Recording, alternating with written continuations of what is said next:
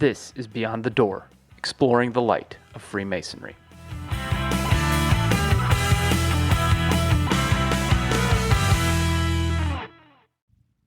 Hello and welcome again to Beyond the Door, exploring the light of Freemasonry. I am Chris Crume and once again joined by my co-host Matt Salyer, and we are so pleased to be back talking all things Freemasonry with you. I really think one of the beauties of this podcast is you don't have to be a Mason to enjoy it. I mean, that's one of the reasons that we wanted to do this, right? Was to reach out and try to bridge that divide. Absolutely. And I think, if you didn't catch Brian King's interview in our last episode, go back and listen to that because he really talks about, how we do bridge that gap between non-Masons and Masons and really get folks interested in it. So if you're out there and you're interested, please keep listening because this is really for you as well. A lot of good nuggets in that particular one about getting started. Yes, getting started. I think that is kind of the, it's the scary thing, right? You're going into the unknown. You don't know what to expect, and it's all brand new. So how do I even start? So he really does have a lot of great knowledge and insight on just how do you get started. Well, and how well you're received by a lodge. I was really impressed with the mentorship that he got on his entry, and I thought that was a really telling thing about what potential members could expect on joining. Yeah, absolutely. That mentorship, that brotherhood, that just sense of belonging that you get from becoming a Mason, I think he really encapsulated that, very well. So again, check that episode out if you have not listened to it. But this episode is going to be packed with insight and introspection on the working tools of Freemasonry, something very near and dear to my heart. We'll also be featuring the first part of our interview with Right Worshipful Brother Mike McCandlish, where we will be discussing all things Masonry, both in Ohio and just in general, and kind of getting some of his insights as to where he thinks Masonry might be going. That's another good one worth the listen. Yeah, coming up in just a few. All right, in typical fashion, we want to share some of the upcoming happenings in the 19th District and here around the state of Ohio. So Tuesday, January the 6th of 2026. Wow, it feels weird to say that. Very weird. 7:30 p.m., Newark number 97 is going to have its stated meeting. Saturday, January 10 and Saturday, January 24, again, 2026, from 9 a.m. to noon. The Licking County Historical Society passport tours will take place at the Newark Masonic Temple. As we've said many times at this point, those are worth checking out. If you're not familiar with the building, you're not familiar with the art in the building, come down and have a look. Meet some of the brethren, shake some hands. Also Saturday, January 10th at 9 a.m., the annual inspection at new home number 338 will take place. And that is the first one of the inspection season, I believe. So always a good one to get out there too. Wednesday, January 14, 2026 at 7 p.m., the 19th District Association meeting will take place in Mount Vernon at Mount Zion number 9. Saturday, January 17, 2026 at 9 a.m., the annual inspection of Ohio 199 will take place. Wednesday, January 21st, 2026 at 7 p.m., another annual inspection. Mount Zion, number 9.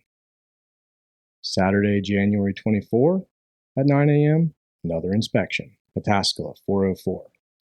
And Saturday, January 31 at 9 a.m., the final inspection of January, Licking number 291. There sure are a lot of inspections there in January to start the calendar year off. Yeah, I think we really entered inspection season quickly this year. We really do. We kick it off with a bang. I mean, that's 5 inspections right there in a row in January. And for those of you that aren't, maybe Masons in the audience, an inspection is really where we get together, we do degree work, and we really make it perfect. And our district deputies kind of assess what we're doing, kind of how the lodge is doing as a whole, and looking at maybe the finances, looking at our books and the secretary's notes, how we're keeping our records, and making sure that we're doing things on the up and up. Yeah, that's really what it boils down to. None of the principal officers are asleep at the wheel. The money's where it needs to be. And when we get candidates in here and have to do degree work, they're getting good work. That's what is being examined. Yeah, and when I think that's, it's interesting too, because I always talk with our guys about, it's just degree work, right? It should be perfect every time. It should be for that candidate each and every time, not just at the inspection season too. And I think this is just kind of helping us get that tune up for when we do have those candidates in.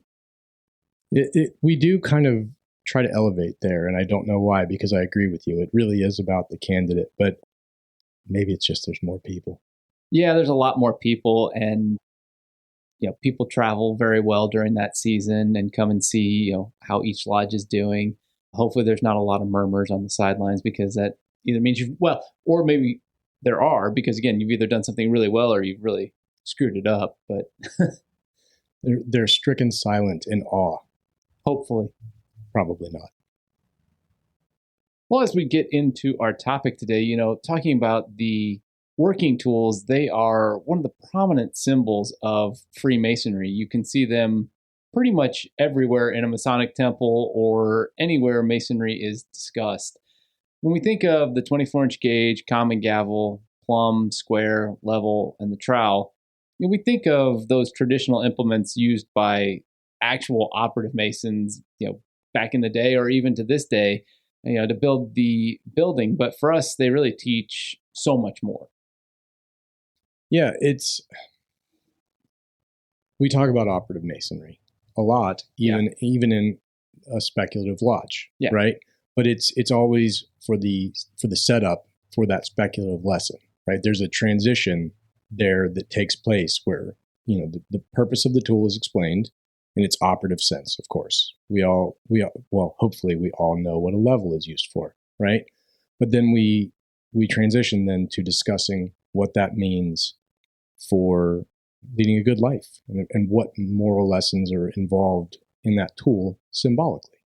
Yeah, I think, it's interesting that, we have started, we've used Freemasonry, we've used Masonry to teach those speculative lessons, using those tools, because they really do equate very well to the moral lessons that we really need to learn to be, upstanding citizens in a civilized society.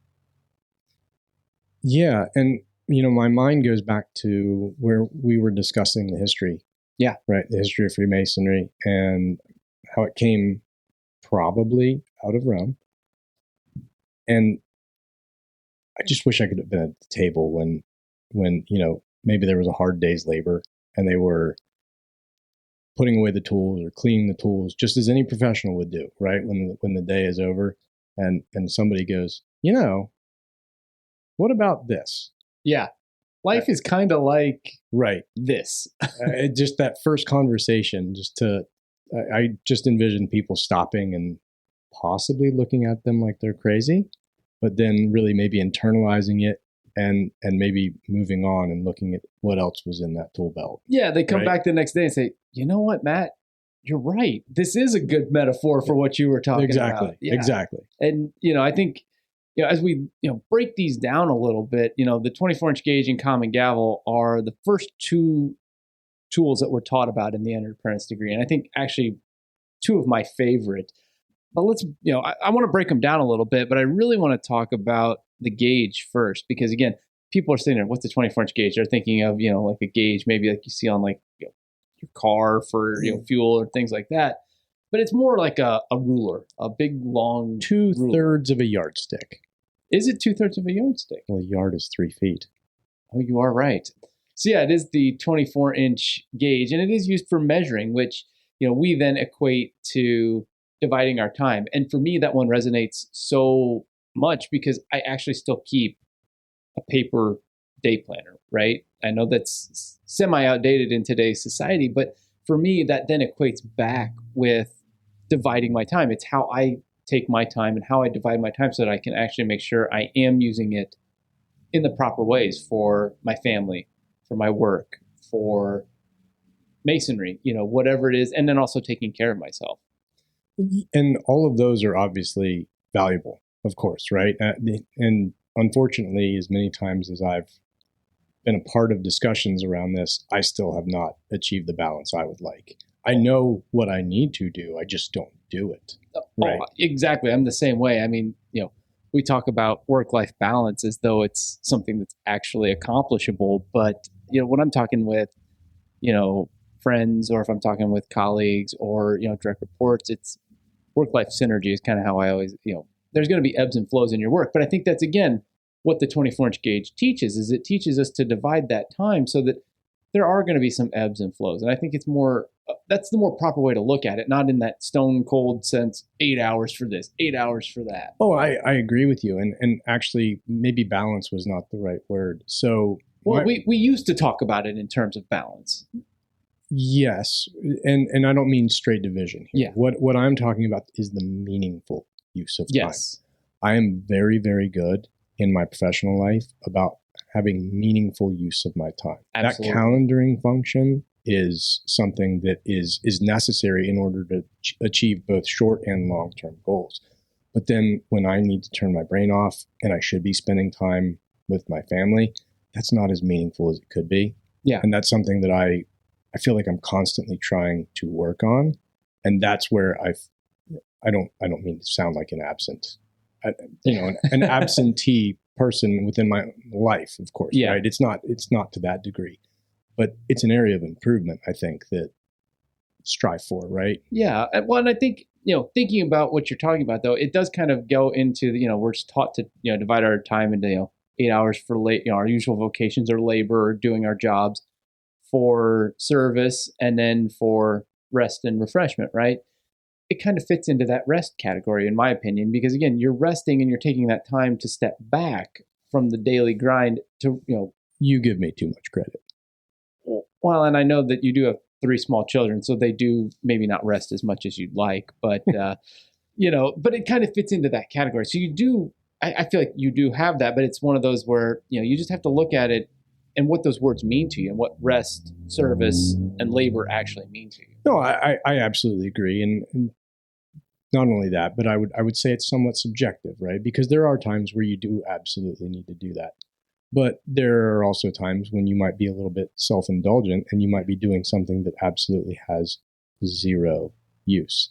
And anybody who's lost 90 minutes of their day because they were in Facebook Reels might understand where I'm coming from here. Even though I'm not a social media user, that's something I see amongst peers. You know what I mean?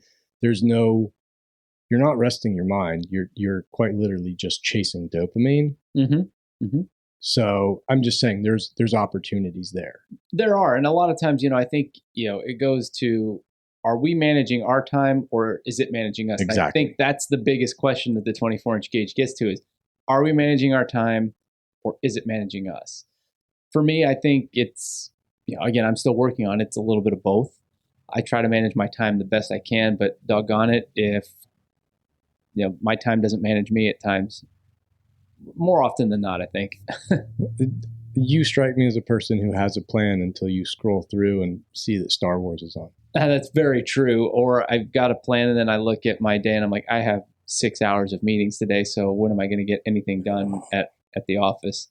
There's nothing better than talking about doing work when you could be doing work. Exactly. Or that, 1 hour meeting that could have been a 5-minute email. So, but that one just resonates with me because of how much it does impact our everyday life. It does. I mean, you've got to take advantage of that, right?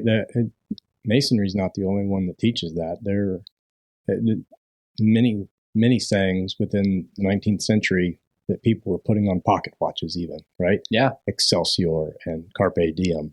They're not talking about sitting back and being a spectator in your own life. They're talking about grabbing the reins and doing something, tackling that calendar, getting things done, but making sure that you're spending time with the people you care about the most, and then recharging those batteries. Yeah, and that brings me to the point I was going to make too, is I think the 24-inch gauge also teaches us not to overcommit, right? And really get over involved and super hyper involved to the point of burnout. You can manage your time so well and try to fit every single thing in, but at the end of the day, there's still only 24 inches on that gauge. 24 hours in that day, right? Yeah, it's a sad truth some days, but yes. And, I guess the hard part of being an adult is figuring out what's most important to put into all of those hours. Well, of course, and there's what you want to do and then what you need to do, right? Like everybody, I would much rather go outside and, teach my kid how to pitch or swing a ball bat or something. But you got to keep a roof over your head. You got to there are things that you absolutely have to do in order to maintain, a family and a home and all of these things. So you're looking at me saying I'd probably rather be in Star Wars costumes all day, but I can tell that. I don't know how you sit down in all that plastic. Usually I don't. But, looking at the other side of the entered apprentice degree, then too, you have the common gavel. So you mean the best working tool? That's your favorite, if I'm not mistaken, correct? You are correct. Tell me more about that. Why that one is your favorite? So, and I think that I've discussed this in a previous episode, but for me, that common gavel is symbolically teaching us to kind of strike away those rough edges. Mm-hmm. It's from a operative Masonic perspective, it's being used to shape stone, right? That is what that gavel is used for. And we're taking this imperfect thing and we're trying to make it into something that is more useful for the purpose of a building. And if you look at that from a self-improvement lens, you're striking off, you're discarding the rough edges that are perhaps no longer useful for you. Things that you want to improve, smooth away, discard even, right? Maybe it's a bad habit. Maybe it's a New Year's resolution. Something that about yourself that you're self-aware that you have and you know that you're capable of improving on it, and you set your mind to work to actually do it, right? You go through you put in the reps, basically. Yeah, well, and that brings me to the question I was actually going to ask you about that is, how do we know which parts of ourselves need shaping, and how do we know which parts to just leave as they are? If you're asking me that question, I would say instinct. Mm-hmm. I mean, I am not a meditator in the modern sense, right? So when I say the word meditation, it's more of a thought process. But I can be a little bit introspective, and there are times that I have kind of a come to Jesus conversation with myself of like, is this serving you any longer? Whatever that thing is, right? We'll use something simple like nail biting, right? What purpose does this serve? It doesn't. It's an anxious habit. You're not doing your teeth any favors. You're not doing your hands any favors. If you got raw skin, it's just more exposure to potential germs where you get sick, et cetera, et cetera. There's no benefit to it whatsoever. There's nothing good that comes of it. So you realize it's a problem and you just say, I'm not going to do this anymore. And you come up with a plan. Your dentist might disagree. I think it would serve a purpose to him, but but no, I see exactly. I know what you're going for. There is. It's that instinct of knowing what parts of you need to stick around and what parts don't. And I think it's also okay for your close friends to say, hey, maybe this is a part to chip away. Again, even in our lodges, I think that's one of the tenets that we have is, whispering good counsel into the ear of a brother, right? And telling them, hey, maybe that's not the right path to go. No, and I can speak for myself in saying that I'm receptive to constructive criticism and would welcome that. If there were something, others maybe not so much. Yeah. And maybe that introspection is the way to go. But in my experience, a lot of the people that aren't receptive to constructive criticism, the reason that they don't like it is because they recognize the truth in what's being told them. Exactly. And I think that's the cool thing about the gavel is that, yes, we're using it to, make take the rough edges off of ourselves, but you can also use it in the other sense of helping somebody else take those rough edges off of themselves. I'd not considered it that way, but you're not wrong. That is very true. And it goes back to, the core tenets of Freemasonry, like brotherly love, relief, and truth, right? Brotherly love, compassion. It's having compassion for your fellow human being saying, this might not be something that's good for you, and really helping them hone themselves in. Yeah. Oh, I love it when we have those little moments where it's like, I didn't think of it that way. You know, how many times have we heard that, you know, the working tools talked about, and it's like, I didn't think about it that way. Yeah. No, I'm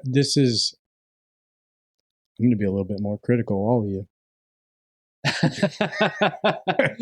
I think I might have just opened up the Pandora's box there. No, I'm just kidding. I'm kidding. But yeah, I think to me, what I love about the Entered Apprentice working tools is it's the starting point, right? Those two tools really represent the starting point of your journey.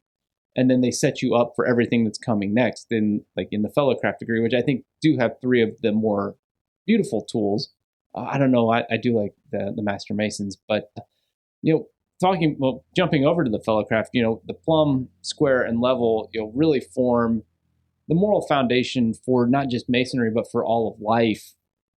Let's take a look at these and maybe how they fit into the world today. So the square, integrity and fair dealing, right? What does that mean in today's life? Ooh, I mean, that's a big question. Integrity is one of those things, you've either got it or you don't. In my mind, it comes in. You either do everything you have with it, or it's lost. It doesn't matter if you own a business or if you have colleagues.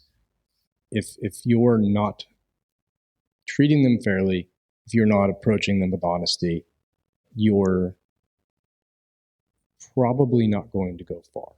Yeah, and it really applies to all actions. I mean, once you lose integrity, it's very hard to get it back too. No, like trust, right? Yeah. That's kind of the parallel that I draw in my mind. Yeah, 100%. You know, for me, the level, looking at equality and humility, I love the level because it does show that it doesn't matter what your station in life is. It doesn't matter your age, your experience level. We're all equal. We're all on the same level. We're all on that same playing field. It really, to me, helps encapsulate belonging, right? We all belong, you know, to a Masonic lodge. We all belong to the community in Newark. We all belong to the state of Ohio. We all belong to the human race. And that's what, you know, to me, that's when I think of the level. That's really what it boils down to. Well, that, and we've talked a couple of times about the meritocracy, right? And that level, to me, I know in my time in the East, I told a couple of brothers and a couple of committees that I'm a guy who doesn't matter to me if the idea comes from the C-suite or if it comes from the janitor's closet. The right idea should win. Yeah. And that's meritocracy, and that's being on the level. Absolutely. I think, and that's one of the greatest teachings I think that the Fellowcraft degree has, is that meritocracy for the level. It really is. But the plum, I think the plum is one that people don't necessarily know what the plum is. They think it might be that, you know, fruit, but the plums, uprightness and conscience. Tell me about that. This one is not, for me, as clear as others. When I think of the plum, and I could be terribly wrong, but when I think of the plum, I think about standing up straight, pulling your shoulders back, looking people in the eye. It basically goes hand in hand with the square. Mm-hmm. I don't, and I can't separate the two in my mind. And this could be a me problem, right? I'm totally open to whatever ideas you might have. But that's when I think about the plum, that's what I think about. I think about looking out at the world and taking it on with your shoulders back and your eyes open, right? You're going to tackle things. Again, you're not going to be a passenger in your own life.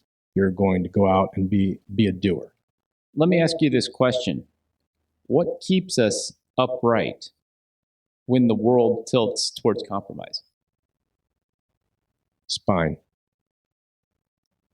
Ab muscles. I don't know. But I think that's what the plum represents, really, is. Oh, you mean, okay. That conscience, you know, that conscience that we all innately have, right? That's what keeps us upright. It's not just the feeling of sitting up straight. Moral center. It's the moral center. It's the moral compass of what we're trying to accomplish. You know, you look at a plum, and that's really kind of what it does. when you're using a real one is it helps keep something, in the right direction. True vertical. Yeah. So I love that, I love the literal sense of that answer, but, think about it in the, speculative side. What keeps us upright when this world tilts us towards compromise? If I weren't sarcastic, my vocabulary would drop by 50%. But, everything we've talked about too really brings us to, I think, what the Master Mason degree really teaches it with its working tool, and that's belonging. I think that's something that everybody craves. It's something everybody in this world wants and is looking for. And that trowel really is a perfect example, those ties that bind us together, right? Yeah. I do like the trowel, right? Because I'm trying to recall the saying, it might even be biblical. It's a sticks parable. One can be broken, but many. Mm-hmm. You know what I'm talking about? I know what you're talking about. The actual quote is escaping me. Yeah. And I feel bad because it's a beautiful quote. But that's what I think of with the trowel, is just that kind of band of brothers that you get here. Yeah. People that are holding each other up, people that are, anytime we go into the lodge, there's going to be 12 or 15 guys that want to see you succeed, that they're there to help you if you need anything, that they're a phone call away if you need anything, etc. Yeah. Well, and, we talk about, the operative side of this, right? It is a trowel. What's it do? It spreads cement. What does cement do? It unites disparate objects together into one single solidified thing. And that's what the trowel is doing for us. It's spreading that brotherly love or compassion, as I like to call it, uniting us together for one common purpose and in one common voice, right? I'm shaking my head. Nobody can see me doing this. I'm shaking my head. No, I agree with you. We're all up there and we all have the same goal. And that goal is to be better, right? And we use that trowel figuratively to go out there and try to make the things around us better. Well, and I'm glad you asked it, because I was going to ask, how can we use brotherly love or compassion, as I like to say, as a tool for healing, both in the lodge and in our communities?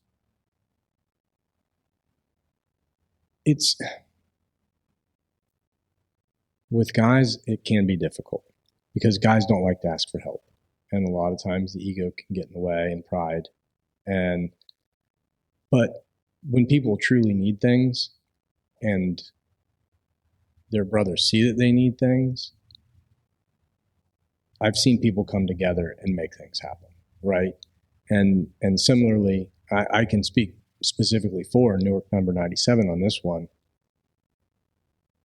We try to get out into the community and help people that we know are in need, particularly in situations that are really no fault of their own. I know we've done a couple of things for the battered women's shelter here in downtown Newark, with just terrible situations that people are escaping from, of course, and they need things. And we try to do that, particularly in, the colder months like now. Yeah, right now. For me, I look at it as it's 1% better, right? Each day you go out there and you try to make your community 1% better. Yeah.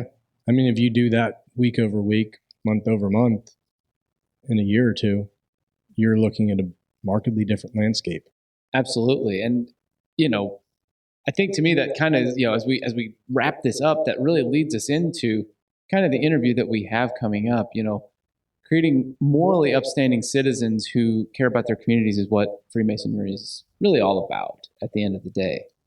And we're going to shift gears and go to our the first part of our interview with Right Worshipful Brother Mike McCandlish, the Deputy Grand Master of Masons in Ohio, in the first part of our interview, talking about really all things Masonry, but that morally upstanding citizens part, I think, really resonated as well.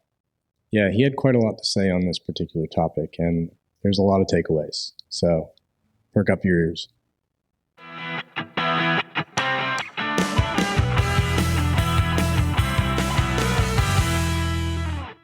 All right, again, it is my distinct pleasure to welcome Right Worshipful Brother Mike McCandlish to the Newark 97 podcast studio. Right Worshipful Brother McCandlish is a member of Lancaster number 57.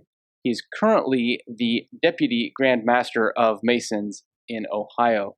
So I'm going to turn it over to Mike to tell us a little bit of his accolades and just your story. Well, I started out in Lancaster Lodge in 1977 as a DMLA. I was Master Counselor of Fairfield Chapter in 79, Representative DMLA in 1980, and then I was still active with my chapter until graduation from high school. Because I had 19 other guys from my graduating class that were in my DMLA chapter with me, which was crazy. We were a big DMLA chapter in the state of Ohio. Then, college and getting married and having a family, things slowed down, and I didn't return to the fraternity until I was 40.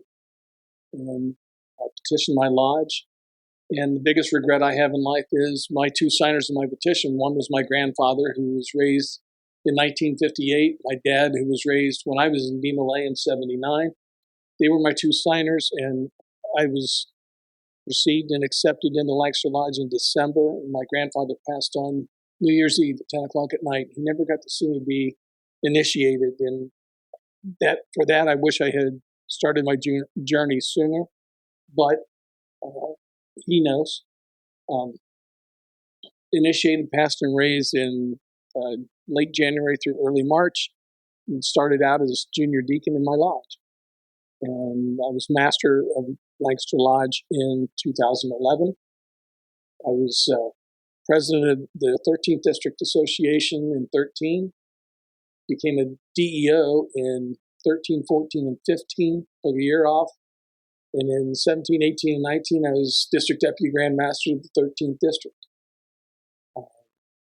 I thought I was done. All I ever really wanted to do was be master of my lodge. I thought that'd be the coolest thing ever, to be master of my lodge. I never saw things coming that came to me. It was in 2020 when COVID hit. And we had an unfortunate passing in our Grand Lodge line. The junior Grand Deacon passed away in July. And early August, I get a call from the Grand Master. Completely floored me. I didn't know what to say. I had about 3 days to make a decision because he had to fill the line. And so I served as junior Grand Deacon in 20, and here I am today. I'm a member of all the York Rite bodies in Lancaster. I'm a past sovereign master of my AMD council. I'm a Shriner, National Sojourner, Grottos, Latin Shrine. I'm a member of most things at this point. But more than anything else, it's just proud to be a brother. And we're happy to have you here. And that is one heck of a meteoric rise from taking a pause to how quickly everything progressed there. I retired out in Marietta at Jess Rain's year, and that was in October of 2019, and then by July, all of a sudden, or August, I'm back in the game. I really thought I was done. I was just going to focus on my Scottish Rite stuff. I was coroneted at 33rd in Indianapolis this year, which is an incredible honor. It's inexplicable, that whole week that we were there. But I just thought I was going to focus on my Scottish Rite work. I had no idea what lay before me. And so, my lodge has a very distinct history of past Grand Masters. Excuse me, please. In 1824, Charles Sherman was the first master of Lancaster Lodge, and he was Grand Master in 1824. Next year, there was a Grand Master from Lancaster Lodge by the name of William Irving. And then William Reese followed him for 9 years as a Grand Master. And then M.Z. Kreider served for 2 years. All of these were between 1824 and the Civil War. So there were 4 past Grand Masters. There was also one other who made it to Deputy Grand Master in Ohio, then moved to Arkansas and ended up becoming Grand Master of Arkansas. So but technically I will be the 5th Grand Master if so elected that will come out of Lancaster. That's a really incredible legacy of Grand Masters in Ohio right there. That's Well, yeah, keep in mind, these are guys who saw Masonry through the Morgan affair. Yeah. In the anti-Masonic movement. And they kept it alive. Most Worship Brother Reese was the first Scottish Rite Mason in Ohio, and he is credited with saving capitular Masonry in Ohio. So there's so much history there. I was installed technically in my house by Most Worship Brother Newton, and the Grand Chaplain was there, Tom Jenkins at the time, and the rest of it was done on Zoom because we were in COVID. So the one thing that was, and I've said this before, but it's important, when they put the collar on my neck, we wear, I had my deputy's jewel and I had my master's jewel, and when they put my collar with my jewel as a junior grand deacon around my neck, the first thing I noticed, man, this jewel's heavy. And those were my thoughts in my head. Yeah. And then all of a sudden I went, this is heavy. Yeah, I was going to, not to be rude, but Yeah. Can I interrupt? I'm curious if you meant, that it was physically heavy or the gravitas of that situation? When it first went on, it was that physical, this is heavy. And I heard, I may have said it in my breath. And all of a sudden I'm like, oh, yeah, dude, this is heavy. It's very heavy. But it can be daunting.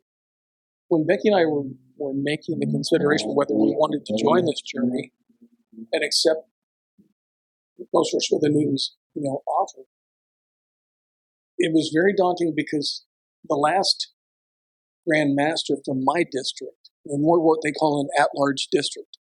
You have 5 big districts, and then the rest of the districts in Ohio are at-large districts. We hadn't had a Grand Master since 1962. He was out of New Lexington, Dan Jenkins. We don't know anything about preparing for this kind of journey. And there was, you're given a monetary goal that you have to hit because there's an expense you had to have. My district really didn't have funds or anything like that. Like many districts and many at-large districts, we had, maybe $6,500, $7,000 in our total district funds. And, I had to raise $60,000.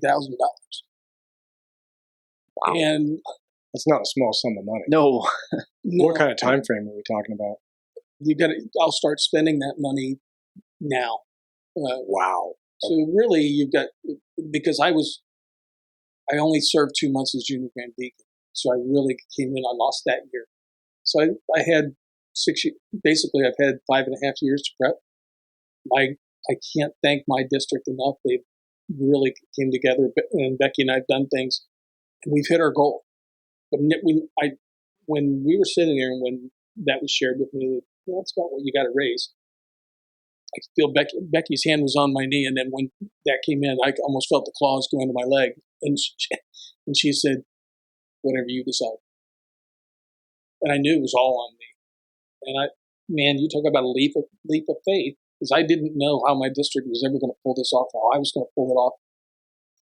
And I said, "Let's do it," because I could see the opportunity to help our jurisdiction change and grow and move the meter and get people involved.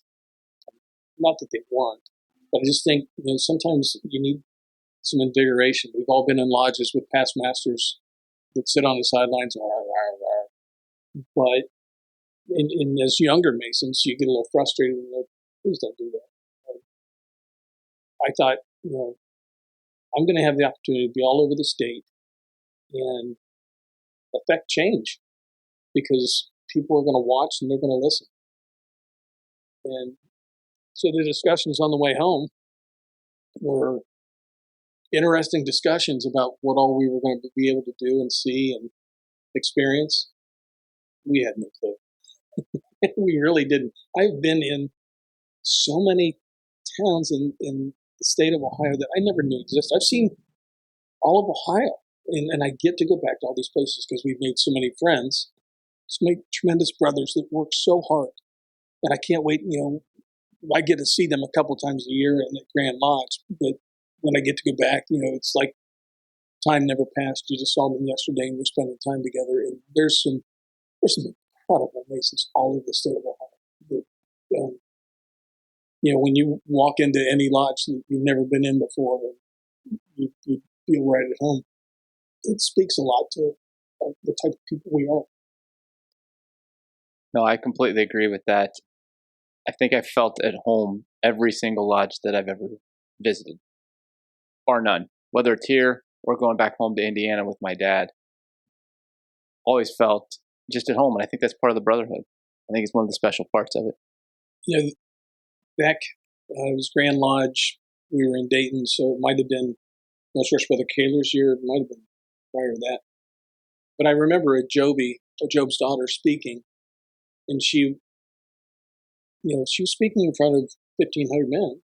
And she told them, she said, what's beautiful about the Masonic fraternity is I was traveling, I was in an airport by myself because she was flying to what other state. And she had her computer and she had her bags and she needed to go to the bathroom. And she saw a man sitting there who had a ring on. She recognized the ring immediately. And she went over to him. She said, can I leave my stuff with you? I have to go to the bathroom. I really don't want to take it in there. He said, absolutely. And she knew that she could leave her things with that Mason, to go to the bathroom and come back, and that nothing would happen to them. And that was earlier in my formative, Blue Lodge years. That impressed me. I've heard several of those, not identical, of course, but even people traveling the world, where they'll see a taxi driver, maybe in a rougher part of the world on vacation or something, and all of a sudden things are just a little bit better. They know that they're in good hands, and that's something that I love about this fraternity is the fact that there is that, because we have a little bit of a barrier to entry. It's a good one, of course, around character, right? Absolutely. But because we have that, it's not a leap of faith so much in a stranger, right? You have that initial trust that you can grant. That brother knows that you're vetted. Right. I mean, I had an experience actually similar to that with one of my student employees a couple of years back. They saw the ring, they saw my ring and asked, "Are you a Mason?" And I was able to answer, "Yeah, I am." And come to find out, their father had been a Mason, but he had passed. So it was nice to have that connection with, the widow and orphan of another Mason and be able to help guide them where they needed that at that time. So, yeah, it's a really cool experience to be able to to see that come to life. Every Mason should wear his hat, his ring, his shirt, wherever he goes, because we do stand out, and that's part of opening the world's eyes to us. We can do so much with just our actions and being a good person, and they may not know that we're a Mason, but they go, "Man, he's a good guy." But once they realize that the reason is through our chipping away of our ashlar, if you will, that people go, "He's Mason too."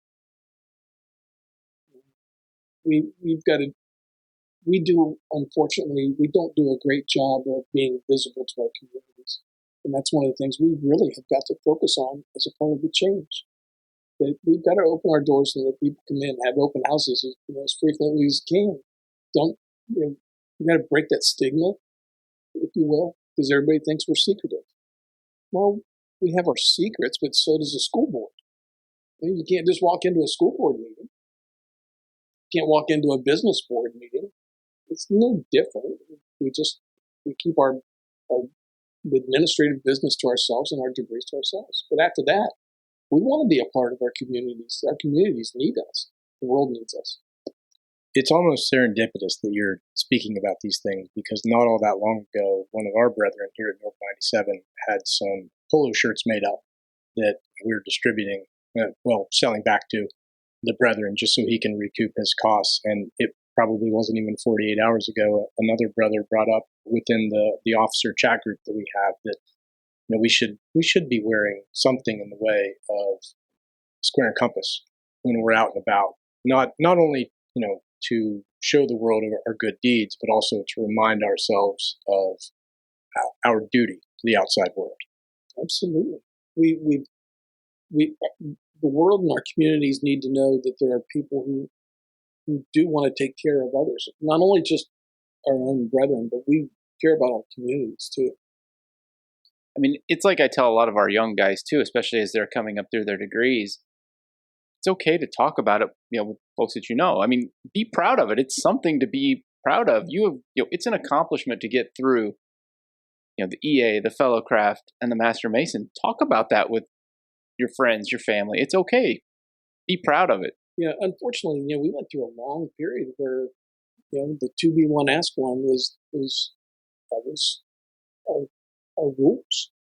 I mean, we couldn't solicit anyone. But now it's okay to tell.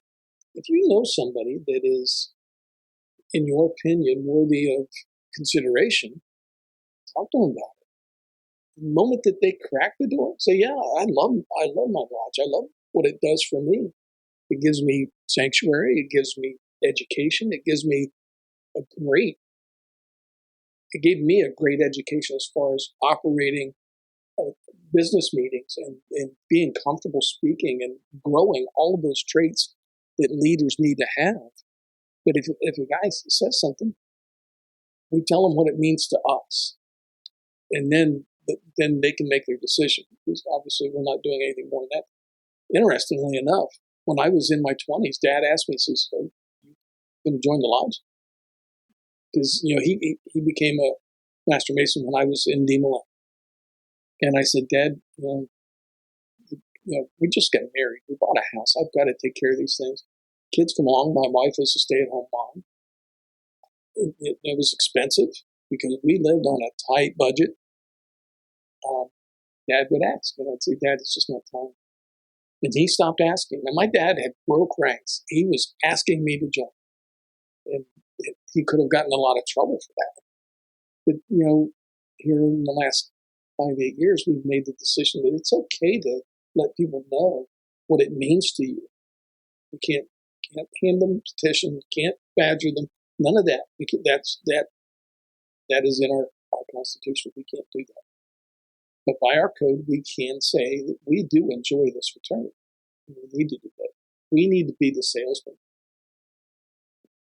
And that goes into, when you have candidates in progress in the lodge, it is so important that your lodge culture is strong. You can't create any negativity, and you've got to have something there. Give them something. That's where we're struggling right now, in my opinion, is that lodges just seem to operate. It's funny that I was driving to work last week, and a commercial came on the radio, and it starts out with a little boy that says, "Dad, let's go throw the ball." And Dad says, "Oh, not right now." And then his older son says, "Come on, Dad, let's lift some weights." "I just don't feel like it right now." Then wife says, "Hey, the kids have gone to bed." And he says, "No." It was a commercial for low T. And I went, holy crap. I think we're suffering from low something because we just seem to, in many lodges, just go to read the bills, read the minutes, go home. And that's not what anybody who joined this fraternity wants to do. We have, we promised to make you better, but are we doing that?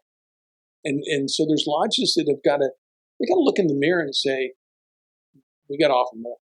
We've got to be interested. Grand Lodge, we try to give educational programs and guidelines and things to do it and equip lodges to do that. But every lodge experience is local. That's Freemasonry. It's in your lodge. It's in the lodges of your district. They've got to take the initiative to say, all right, let's bring in outside speakers. Let's have a guy talk about woodworking or talk about beekeeping or talk about antique, whatever. It doesn't have to be a Masonic subject.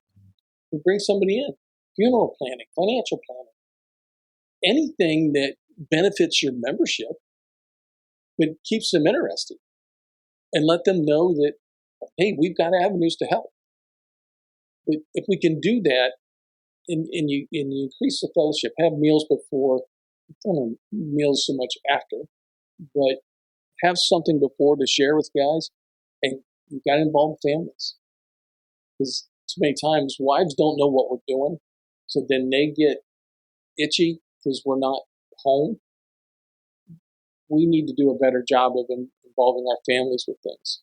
Have a Christmas party, decorate cookies, involve them in something more often, because when they're happy, they're more likely to say, hey, don't you have lunch tonight? You got to be too, and kind of help father along. Well, and I think we're also like a 5-generation organization too at this point. You've got 5 different generations that are really participating. So how do you connect with all different generations, knowing that each generation is looking for something a little bit different? Yeah, every generation is, but we can't exist on one model. It has to be everything across the board, so it's got to interest everybody. When I was a DEO, one of the first things I did, my DEO talk, one of the first ones I gave was, I made everybody stand up who was in the lodge room, give their name, tell us where they worked, how many kids they had, what their ages were. And amazingly, I had more guys come up and say, I never knew that about so-and-so. I'm glad you did this because I kind of work in a similar field, but we just never talk. When I go into a lodge room, I shake everybody's hand. Doesn't matter where I am, what lodge I'm in, what conference I'm at. I go and shake everybody's hands because I'm making new friends all the time. Break the ice. It can be too icy at times in lodges. Because like I say, guys just think, oh, I got to go because we got to pay the bills. That's not helping anything. It's not why we joined the fraternity. It's not why we pay our dues and stay members. We've got to do better. Yeah, I agree with every word you just said, and I'll own up to my portion of this. I try to do that at my home lodge, but I'm a natural introvert. So when I travel, I'm usually a little bit more boxed in. It's not necessarily how I want to be, but I certainly aspire to do what it is that you're suggesting. And I need to both travel more and put myself out there more and shake those hands. Man, you learn so much by traveling and go outside of your own district even. I mean, you see things done differently. And not just the degree stuff, but how they operate, what they've got, if they have a clean building or they have a sloppy building. You learn things everywhere you go. And I would rather travel to other lodges than go to the lodges I've always been going to for all that time. I love those guys, don't get me wrong. I still want to see them, but I'd rather get out and go to Homestead or to go to, the drives get longer on this journey that I'm on. Used to be, I thought, man, an hour away? I don't want to travel an hour just to go to a lodge meeting. That's where I'm at. And we talked before everything started rolling. You and I had a little conversation about capacity, right? And I've got the wife and 3 kids at home, and the oldest is 7. So there's plenty to be done. That's right. And the family comes first.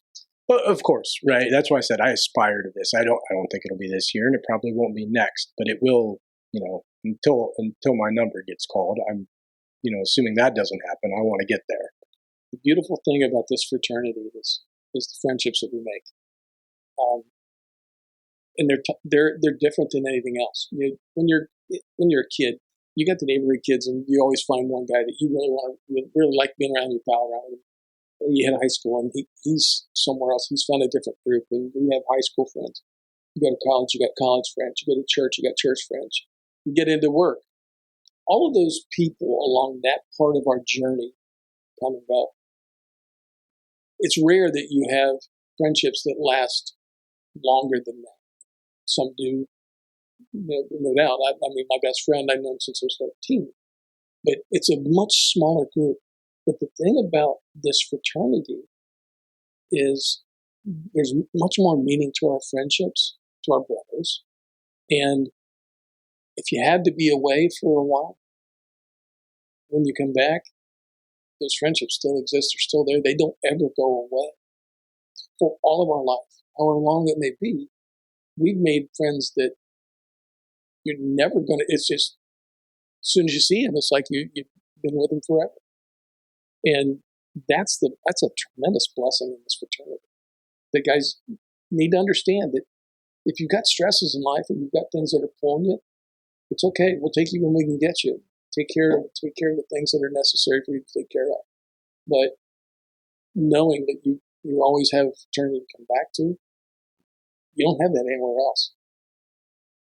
No, I mean, it's so true. I mean, again, I've traveled back and forth to Indiana a little bit. My dad is a Mason in Indiana, and whenever I travel there, I feel like these are friends that I've known all my life, even though I've met them 3-4 times. We just get right back into a natural conversation, and it's just heartening. It's very heartening.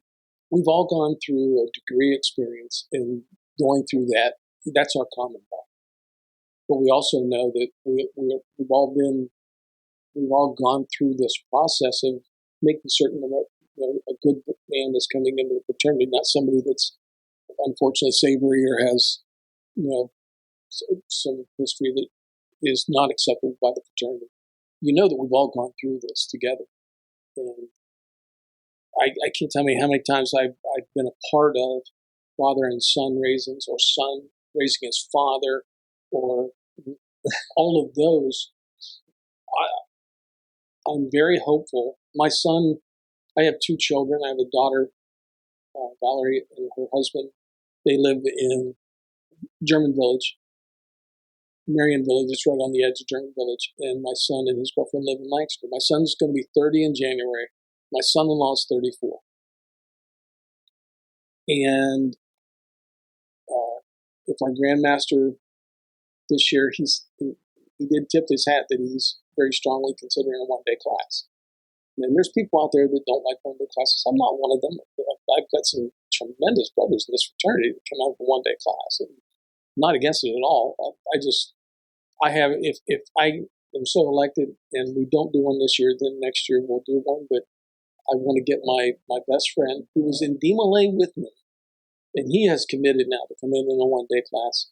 I really want my son and my son-in-law to come in with Jim all together in this next class, so that they can be at Grand Lodge, if so elected, and sit in my Grand Lodge with me. And my son and son-in-law, I want that to do so that they come in, so that they will always have this fraternity. They won't have to worry about times that you're going through the car and the couch trying to find enough money to pay the dues. And it's been there, done that many times.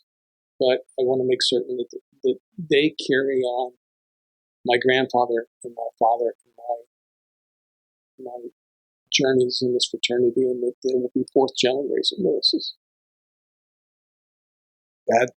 You mentioned legacy earlier. That's a second one right there.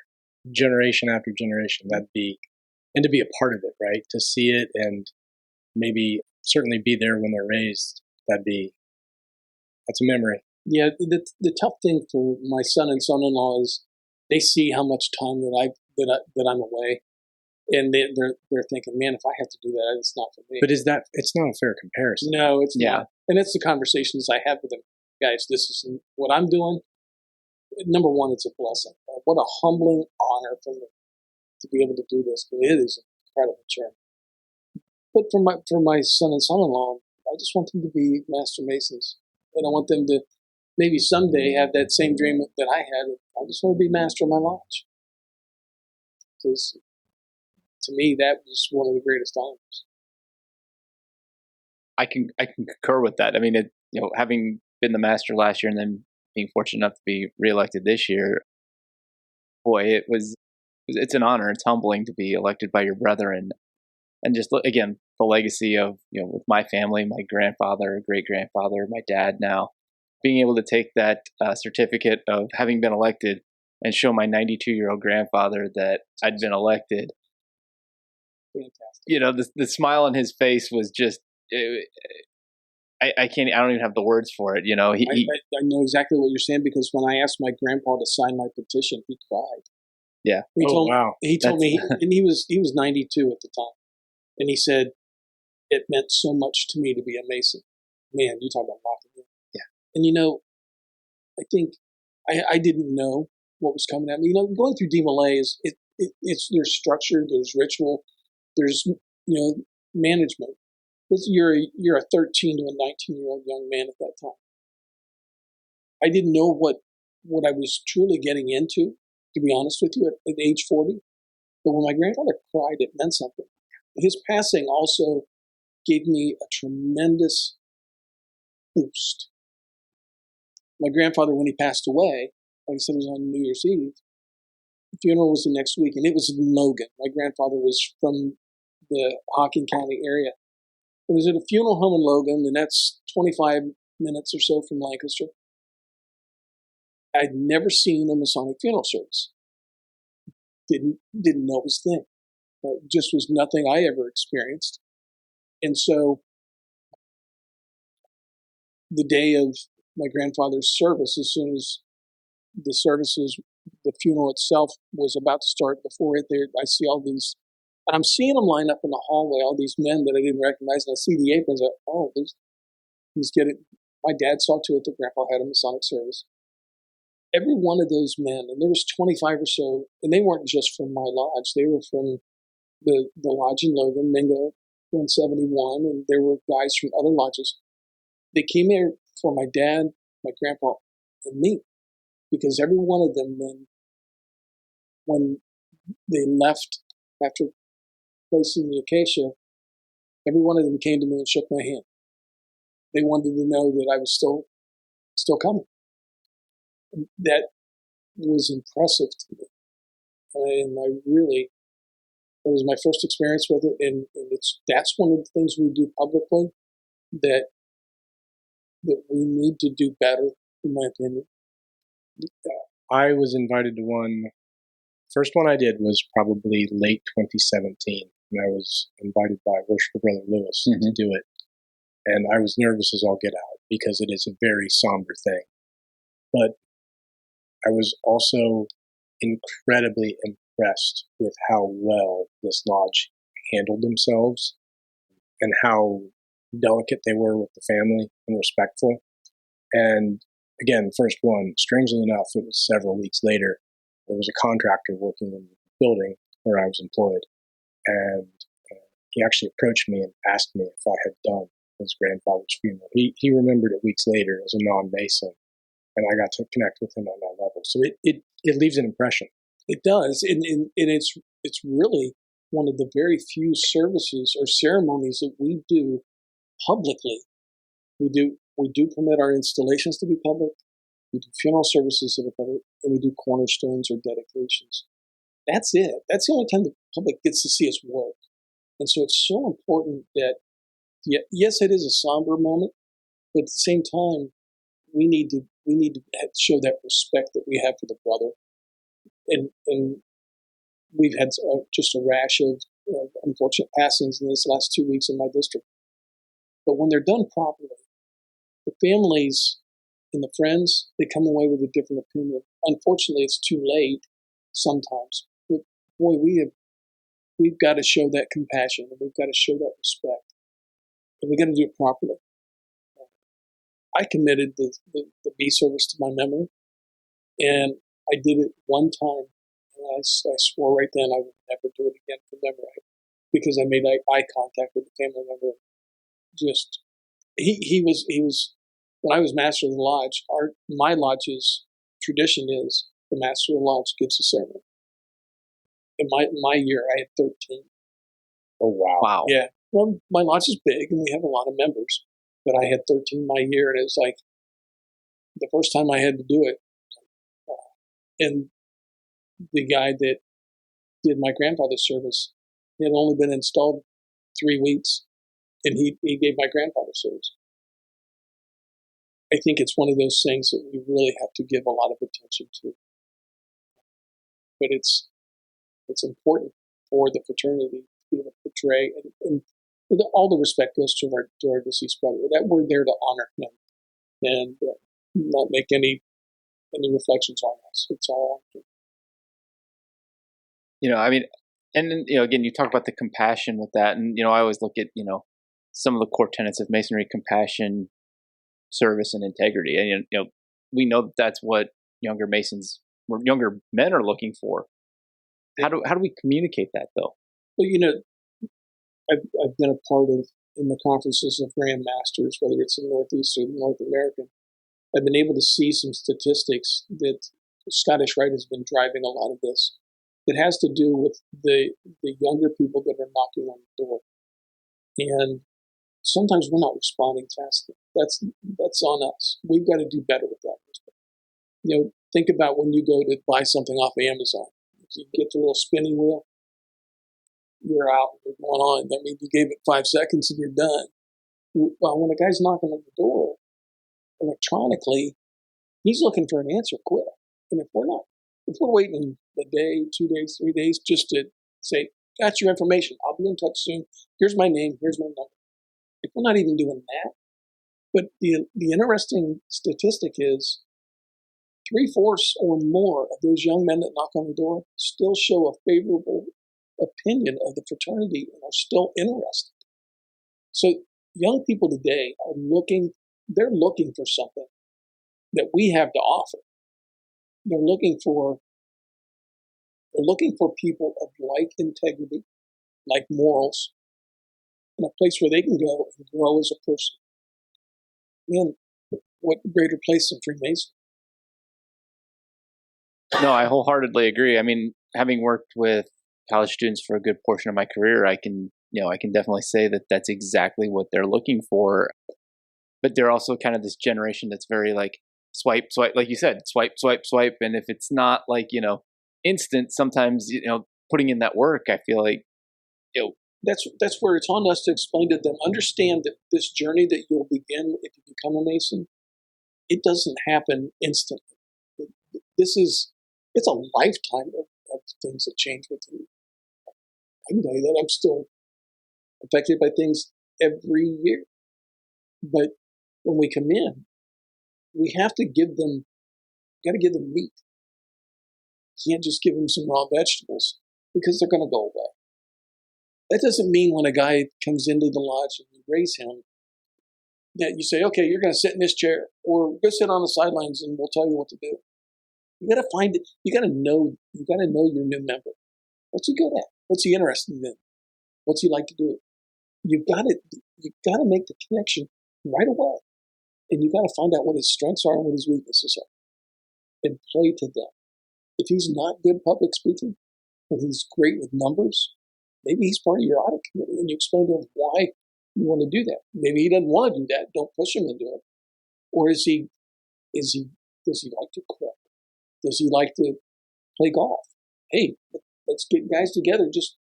Can you just want to coordinate a group of guys to go play golf? My lodge loves to play pool. We've now got a second pool table, and they're playing pool a lot. You got to make that connection, because when you do that with the younger guys, it shows them this is the fellowship side of what we do.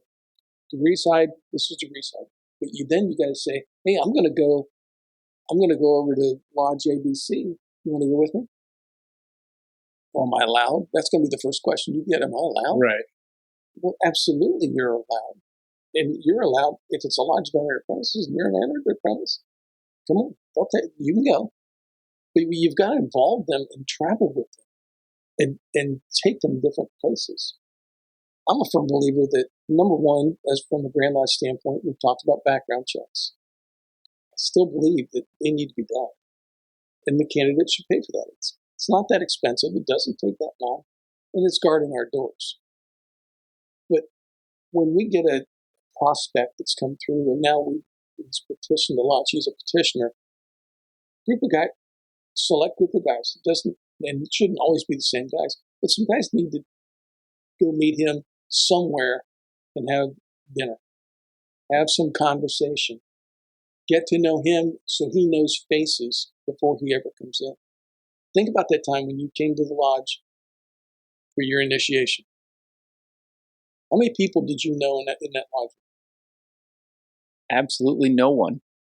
I think I was at 2. I knew, my dad and another guy. I knew 2. I didn't know anything else, and I didn't. And the first thing to tell you is, go in the preparation room and you're going to get ready. And you're like, what did I just sign up for? He's scared to death. But if we take that time before we initiate him and have dinner with him, or even meet him at his house so his wife can meet us, so his kids can see us, so they see the people he's going to be associated with. And I go back to, we've got to involve the families.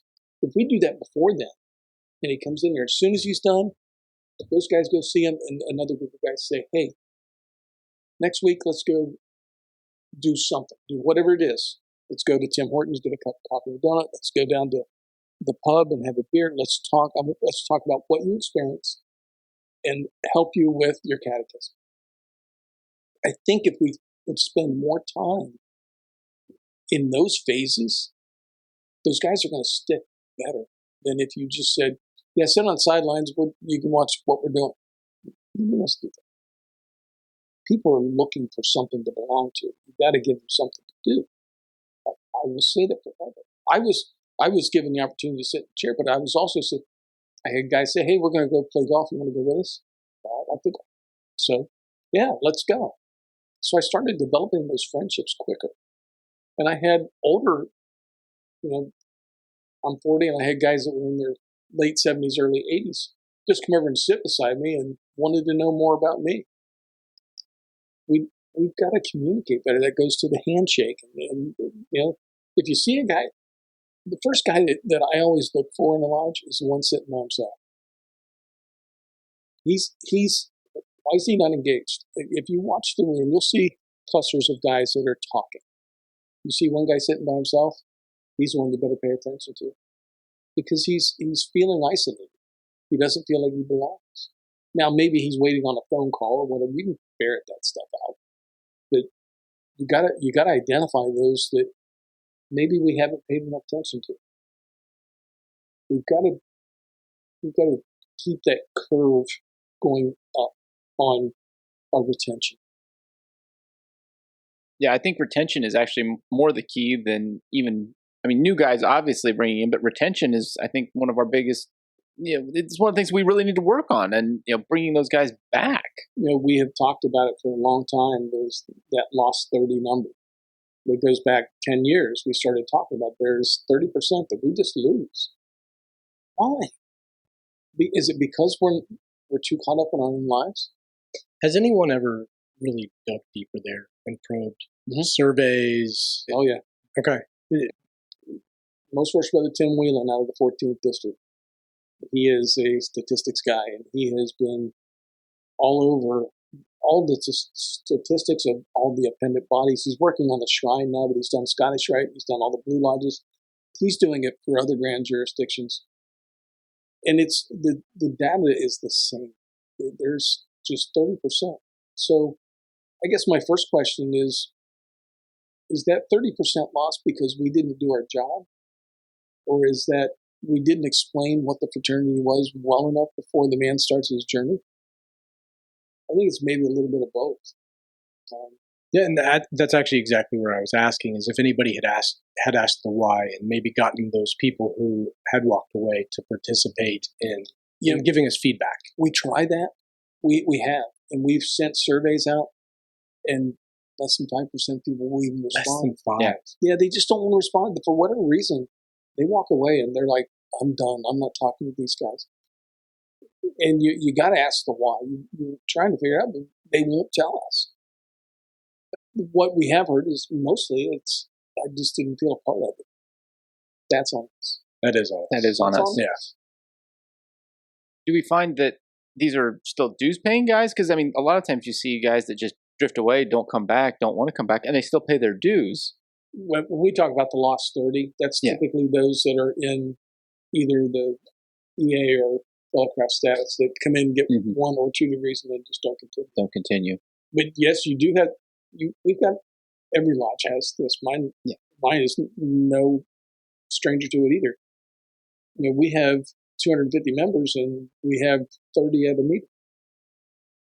It's the same 30.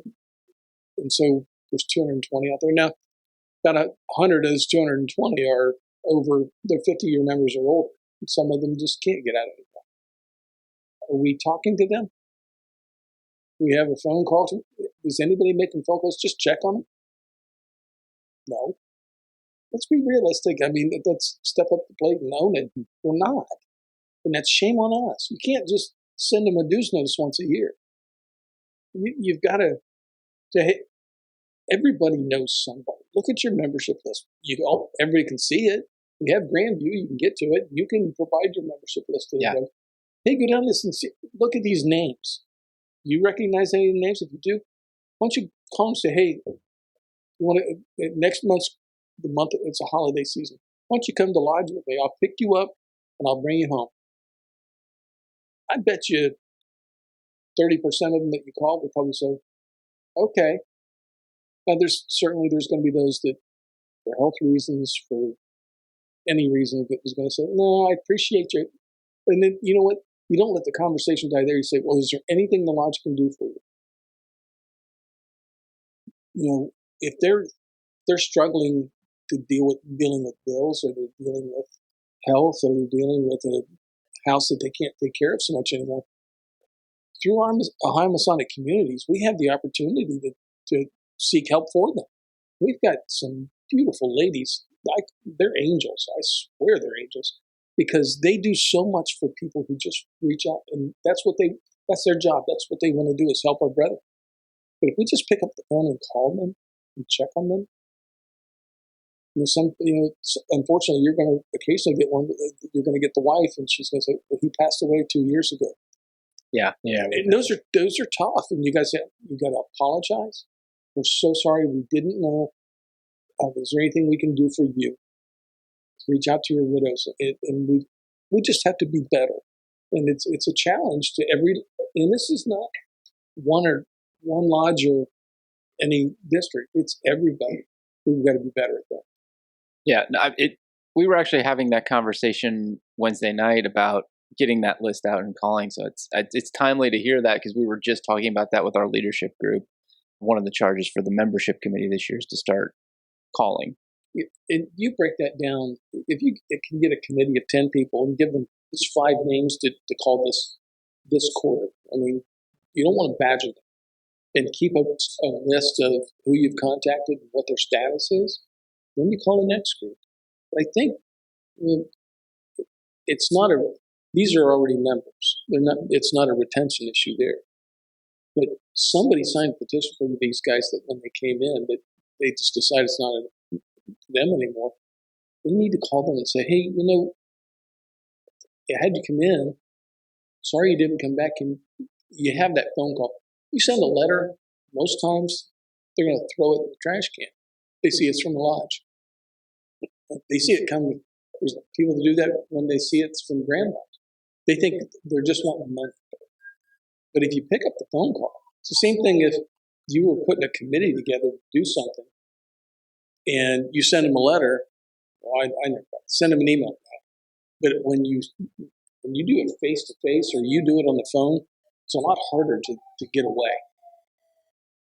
Face to face, for sure. Yeah, face to face, it's really hard to say no, especially if it's Worshipful Brother Lewis asking you to do something.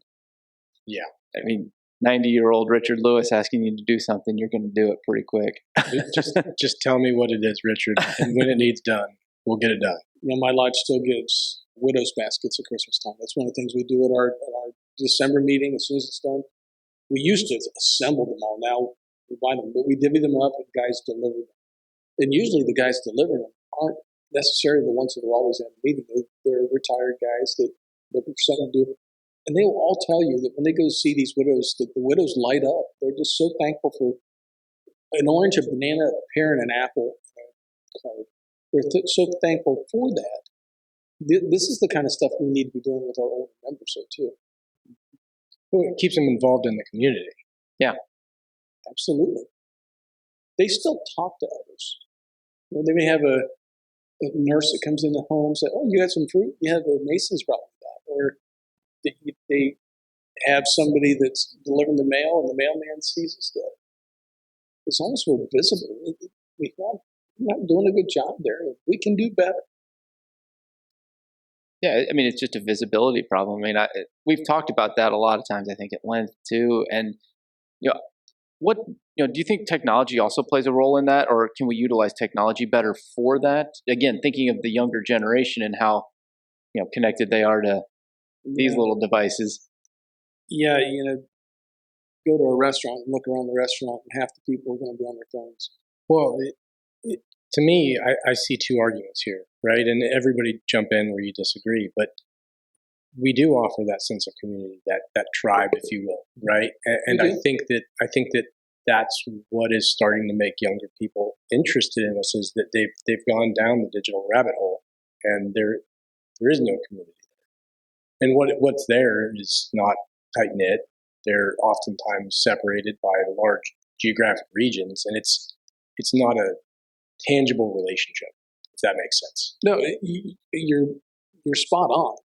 And because young people are so dialed into it, you've got to direct them to some of the videos that are out there if they want to go through videos, or if that's how they communicate, that's great. But you really want to pull them in so that they can set the phone down just for an hour. And you've got to understand, most First Brother Carter put it very well. There are brothers out there that are just seeking sanctuary. When he said that, I went, oh, glad he said it. There's guys that just want to come and watch. Just sit and watch. The TV's off. You're not hearing noises. You're in a quiet place that you feel comfortable. And we got to say to these younger guys, if you don't want to roll in anything, we understand. But if you want to just please come and just watch and be a part of us and develop your friendships, I think we can make some inroads there. But technology, the COVID showed us many things. As bad as it was, it showed us that we can meet virtually. And I'm not a big proponent of lodge meetings being virtual. It was awful. Yeah.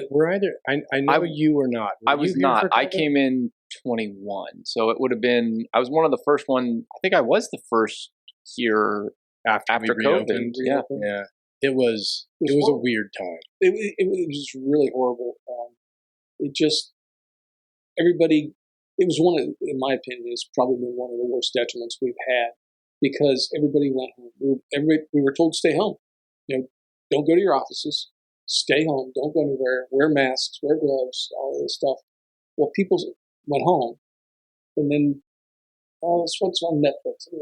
Or they got into a series. Or they got comfortable being at home. The other problem was it happened starting in the late fall and winter when we really shut it down. People just leaned more on these phones than they did anything else, and they moved away from a fellowship environment. It's taking us a long time to recover. And then you throw the digital age in there. It's a lot of things working against us, but we just have to keep our nose down and work harder to show there's something else, there's something more. And that's where the lodge experience, if you got a great lodge experience, people are going to talk. Your brothers are going to talk about it. If they're thinking about talking to somebody, what do you do? Oh man, we do this, we do that. It's great. I love going. But if you have a bad experience, you're still going to talk. And that's what we have to dispel with our membership. If you're unhappy, you're not always going to be 100% happy at every month. It's never going to happen. But understand, when you mix again in the public, keep the lodge business within yourself. Don't talk about it, because the public hears it. Just like they hear the good, they hear the bad. We only want to portray the good. We don't want to portray the bad. And I asked that technology question too, just thinking of my 12-year-old nephew. And I was at my folks' house a couple weeks ago, and just seeing how glued he was to his screen as a 12-year-old. In 7 years, how do we break that barrier down and really reach him? Obviously, myself and my dad are doing the modeling of that, but I know there's a lot of other 12-year-olds out there just like him. So one of the ways that we start dispelling that is this right here. Kudos to you for developing your podcast and taking it serious and being professional with it. And you put that out there and you just talk about the craft. That's why I wanted to come up here is so that we talk about the craft, so we create that interest. This is can you imagine something like this 10 years ago? I couldn't imagine it 4 years ago when I joined. I mean, even when I started getting really active in 2017, no. It was a hard no. Yeah, no, and so now these are popping up. I mean, I'm certain you've done your homework too. There are so many Masonic podcasts out there. Yeah. You can listen to them all, and I do. Jim Hall's a good friend. I've been on Jim's show, listened to it. Robbie Franks from up in the 11th District. I don't know if you know Robbie or not. He's up at Rubicon Lodge. His is a little different. His is more YouTube based. His channel, and guys sit in his. He's got a beautiful study, and they'll sit and smoke a cigar and they talk masonry. It's funny you say that. There's a humidor. We do have the humidor over there. 4 feet over there. Oh, looky there. I didn't know that about this brother, but apparently we aspire to reach that status level. That's right. Yeah, it's neat to watch some of those guys do that. But yeah, these avenues that we're giving younger people an opportunity to listen to. Now we got to figure out how to tailor it to them, get it to them so they'll listen and take the time to do that. But how many guys? I listen to Masonic podcasts in the car when I'm traveling. That's when I'm traveling by myself, an hour, 2 hours, and I'm listening to a podcast. Sometimes I eat that up. I'm certain that some of these guys who are considering the craft might be doing the same. I hope they are, and it piques more interest. That's the principal reason that we've tried to tailor this to the general public and not put it behind some kind of a paywall where it's a members only kind of thing of the craft. Absolutely. Because I mean, wherever I go, I got these shirts on. I want people to know. I want people to see it. I want people to ask the questions. I want people to be interested. And doing things like this is a wonderful format for us to tell people why we love what we're doing. I can't imagine not being a Mason at this point. At one point, I couldn't imagine being one. But now, I'm so blessed. We all are. Absolutely. I mean, I'm right there with you. I mean, 4 years for me, a little bit over 4, and I can't imagine not being a Mason, Well, the interesting thing is we don't have to do this. We get to do this. We have the opportunity to do this. We get to do this. And you'll hear that a lot later. I love it because, I mean, like I said, I think about, when my grandfather was diagnosed with prostate cancer, one of his big, I hadn't become a Mason yet. And he started giving his rings to my mom. I mean, that's all I wear is those. So, we have the opportunity to do that and to carry on legacy. And I think that's just so we are so given fantastic. this. We are given this. We get to do this. And when you share that enthusiasm with others, it can be infectious. And we have to. And we can't be back stand back and wait for you to come see me.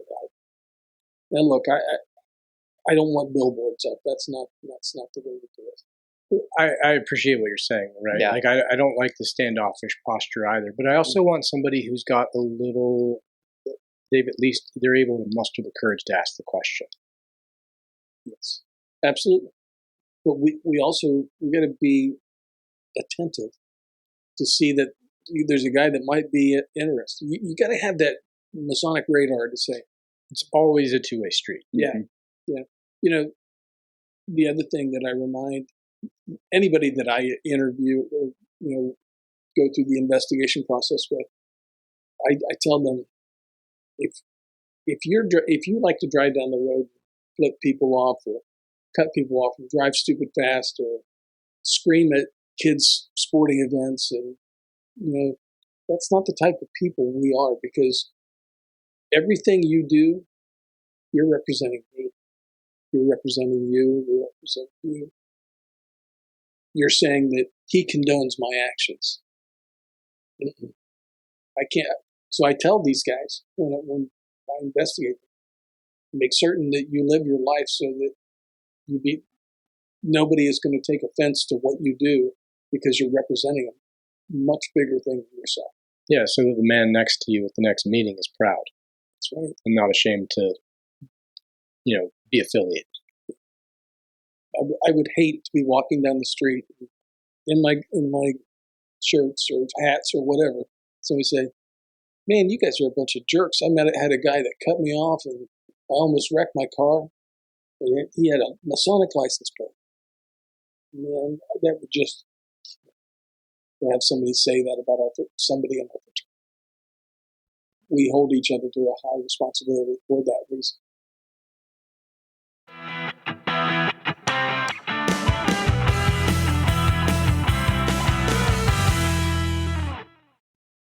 Well, I would again like to extend my gratitude to Right Worshipful Brother McCandlish for taking the time to come down to the studio here for this wide-ranging interview. And, if you enjoyed part 1 that you just heard, tune in next month for part 2. I think you're really going to enjoy that second part just as much as you enjoyed the first. Yeah, this was a longer one, but there was a lot in there. Oh, so good. And his Masonic resume is pretty deep. So the man's got some lessons to impart. Absolutely. I think the knowledge that even just we gained interviewing him was fantastic. Can I also just say that it's a little freaking wild that the third interview that we've ever done was from the Grand Line? Like, is that just not a little bit the number 2 in the Grand Line? Yeah. It's a little bit. I'm a little awestruck by that. I am too. I think it was very fortuitous that we were able to get him in here. And again, I'm super thankful that he took the time to come out and hang out with us. Yeah, I think I have to assume that proximity was on our side. No, I think he was really excited to be here too, just talking with him before and after. And he's a really great guy to get to know. And I think in the second part of this interview, you're really going to get to know him a little bit more, especially his music tastes. Yes. A little bit of whiplash. Yeah, but those music tastes are fantastic. They really are.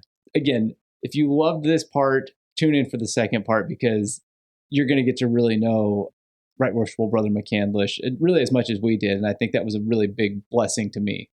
Yeah, it reminds us that we're still, regular people. We're all on the level, right? Yeah. We're all on the level. That was a good time. Yeah, absolutely. But check it out. You're going to enjoy it. So once again, this is going to do it here for us at Beyond the Door. We really hope you did enjoy this episode, and we look forward to connecting with you each and every month. Please help us grow our audience by subscribing to us on your podcatcher of choice, as well as sharing this podcast with your brothers, friends, and family. If you head out to our Facebook page, you can actually find Beyond the Door's new website that is brought to us by our podcast hosting site. So check that out as well. Did you enjoy this episode? If so, please leave us feedback on your podcatcher of choice. Again, we really only want those good those good reviews only, right? I'm fine with the bad ones too. I think Trey might be okay with the bad ones too. He's shaking his head. So can't improve if you don't know what your problems are. But if you've already got perfection, then that's a topic for another day, right? Yeah, I'm gonna bow out of any claims to perfection. Absolutely. If you want to get in touch with us, Newark 97 is on Facebook, Instagram, and Twitter. You can also reach us via email at newark.97.lodge@gmail.com. Until next time, stay safe, and as always, search for light in Masonry.